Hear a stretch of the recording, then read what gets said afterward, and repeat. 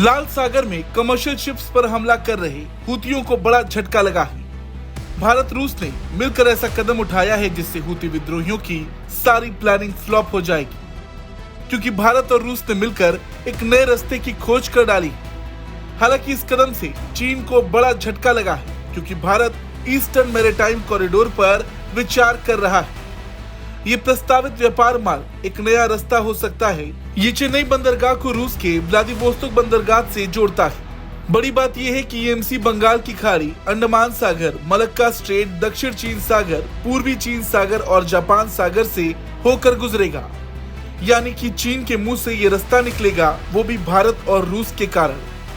अब देखा जाए तो लाल सागर संकट और रूसी टैंकर कंपनियों पर अमेरिकी प्रतिबंधों ने भारत की टेंशन को और बढ़ा दिया है, और यही कारण भी है कि भारत और रूस तेल समेत दूसरे वस्तुओं के व्यापार के लिए एक नए रास्ते की खोज में थे। अब अगर देखा जाए तो कुकिंग कोयला, कच्चे तेल, एलएनजी और कंटेनर्स के लिए ये एक नया रास्ता हो सकता है। युद्ध में फंसे होने के बावजूद रूस भारत से रिकॉर्ड स्तर पर व्यापार कर रहा। इस व्यापार में रूस से आ रहे कच्चे तेल का महत्वपूर्ण स्थान है। भारतीय रिफाइनरीज रूस से और अधिक मात्रा में तेल का आयात करना चाहती हैं।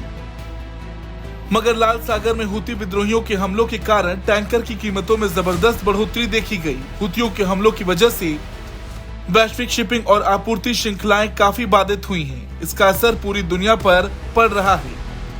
अब भारत के लिए भी एक चिंता की बात है, क्योंकि वस्तुओं और कच्चे तेल की कीमतों में इजाफा हो रहा। केपलर के आंकड़ों के मुताबिक दुनिया भर में कच्चे तेल के निर्यात का 10 से 12%, गैसोलीन और डीजल सहित दूसरे तेल उत्पाद के निर्यात का 14-15% लाल सागर से होकर गुजरता है। लेकिन हुती हमलों की वजह से जनवरी 2024 के बाद से इसमें भारी गिरावट आई। यही वजह है कि भारत समेत दुनिया के कई देशों ने व्यापार के लिए नए रास्तों की तलाश शुरू कर दी। बड़ी बात यह है कि फिलहाल स्वेज कैनाल रूट से जाने वाले रूसी जहाज और शिपमेंट हुतियों का प्राथमिक लक्ष्य नहीं है। रूस पर ये हुती हमले नहीं कर रहे।